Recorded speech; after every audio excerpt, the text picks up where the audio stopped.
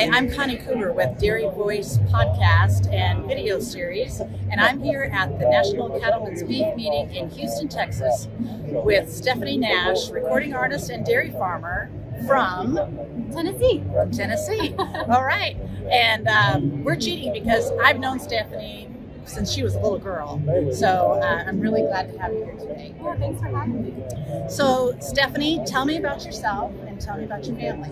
Yeah, so our family is a generational dairy farm. We are originally from California, and we moved out to Tennessee in 2014. So we've been milking cows in Tennessee, an hour south of Nashville, since 2014, so 8 years. My family, so my dad runs the dairy farm. We just recently went on a journey of opening a creamery. So my brother and my mom run that, and then I take care of our calf and heifer management program. Okay, all right. Okay, so how many cows are you milking? We milk around 1,200. And are they all Holstein? They're Holstein, Jersey, and we have a couple Angus, and then we have one brown Swiss, but that's my pet. Okay. Yeah. So you moved from California, so tell me about that. Why that happened and how that went. Yeah, so the biggest thing for us was we were seeing how the dairy market was going in California. My dad was on a lot of the boards there, and he saw some changes coming within the state that he didn't really feel comfortable with. You can go from regulations, you can go from water quality. Pretty much everything was really weighing down the industry. And so in 2010, we started to look in different states. We started with Texas. We actually talked to the Dakotas for a while. And because of like different situations in the states that, you know, concerning drought issues, we didn't want to go through that again like we did in California. So we saw a spot in Tennessee and ran with it. All right. So how was the move, and did you have to build your own facility? Was there something there that you purchased? How did that go? Yeah, so the farm itself was an old walking horse farm. So yeah, it's in Shelbyville, Tennessee, walking horse capital of the world. And so the daughter actually wanted to do walking horses in high school. So the family moved from Florida for 4 years, and then they were ready to sell the same time we were looking for land.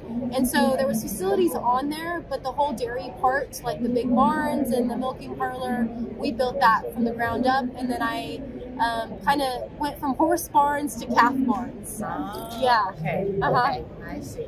Good. And so how was it emotionally for your family? Was that difficult to move from California? How were you received in Tennessee?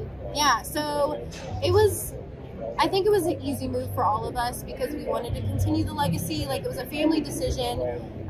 It was really hard because I love the agriculture concept in the Central Valley. You know, it's the largest agriculture county in the United States. And I just loved everybody and I miss everybody. But when it came to like our farm and our decision, it was easy for us to move to Tennessee. And we just saw a big opportunity. Now we have the creamery, we sell our own products. So we're financially stable a little bit more in Tennessee than we were in California. Right. So what can you tell me about the creamery? Yeah. How did that get started? So my brother actually went to Wilmington, Ohio, and he did a partnership, an internship with Rosa Brothers. So they're from California. So he worked on their marketing team, and he kind of learned like what works with them, and you know, really good family friends of ours. And then he actually worked at another one in Ohio the summer after that had a creamery. So he's always been interested in producing products and making it his own. So you can come to our store in Tennessee, an hour south of Nashville, and you can sit down, you can have grilled cheeses. We have 23 flavors of ice cream, and we're a pig tea in store. So everything in the store is made in Tennessee. So we make the ice cream and the cheese. So the cheese is new. We started with cheese curds, and now we do a white and yellow cheddar. Okay. All right. And so you have a lunch. It's a lunch place as well. Lunch and dinner. Okay. Yes. Great. And yeah. how far away is it from the farm? It's right next to the farm. Oh, cool. Yeah. Great. That's yeah. neat. That's so neat. we're gonna do a little bit more about the creamery. So we're releasing a new website. So we're gonna have 2 different links. One will be the main site, and the other one will be a store. So we're going to give back to food banks, and we're going to be able to ship to people that want cheese, and we're also going to book farm tours on the website as well. Okay, and what is that link? It'll be out the end of February. Okay. So just be looking for it on NashFamilyCreamery.com. NashFamilyCreamery.com. Yes. Okay, great. Good, good. Okay, so you also have been in the national news lately with a series called The Life of a Farmer. And so tell me about that. Yeah, so it took off. People loved it, and RFD TV was, kind enough to show it and have me on, and say about my advocacy about what I was working with. And I saw a passion and a vision that it's great to use celebrities, and it's great to have this marketing for the agriculture industry, but it's different when you put farmers in front of the camera because they're actually living the lifestyle. And so The Life of the Farmer was created to share the true story of the American farmer and rancher across the United States. And so far I have 12 episodes, and I have 4 more coming. Oh, nice. Yes. Good. Yes. Good. But you were also interviewed on Fox News. Fox News. Yes. Okay, and tell me about that. Yeah, so they called, I am on TikTok and I advocate on that platform, and so Fox called me and was like, we don't know what's going on, we've never really dug into agriculture and people that are passionate about agriculture, and we have great organizations that represent us, but again, it's different coming from a person that farms every day. And so we were featured on a documentary, Fox News, and then we were also featured on Fox and Friends twice, so back in November, and then recently I was on again for California taxation, talking about how it kind of will affect agriculture in the Central Valley. What do you foresee in the future for Life of the Farmer?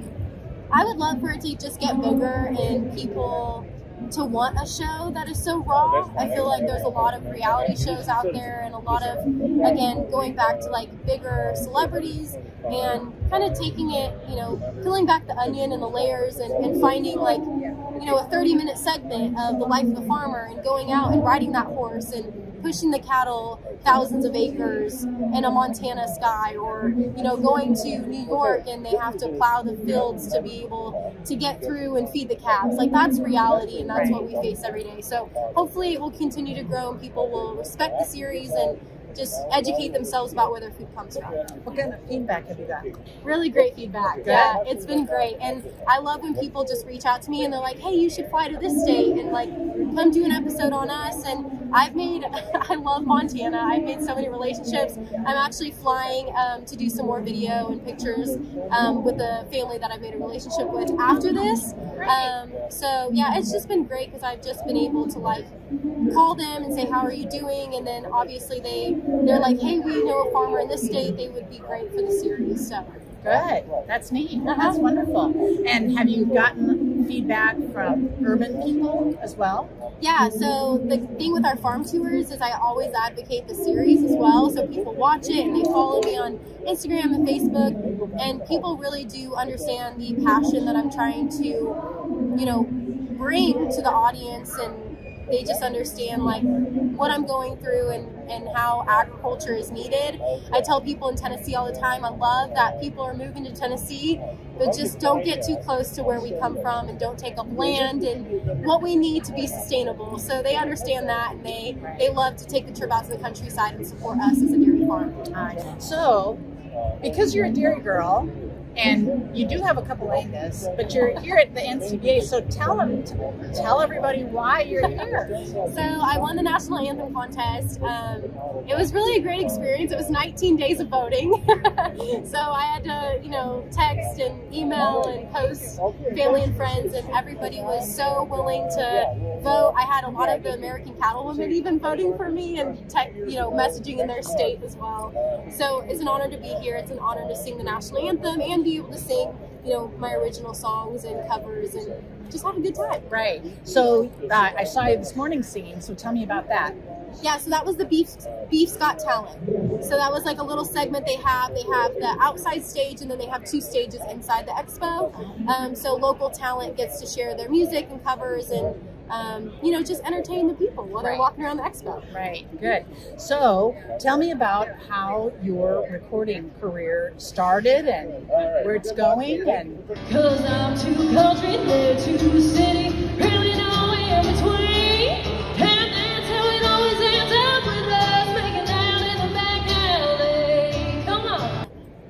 moved to Nashville, and it wasn't planned like that I was going to pursue country music or anything like that. But Charlie Daniels' godson actually was trimming hooves for us. Wow. It's the funniest story. And he was a songwriter, amazing person.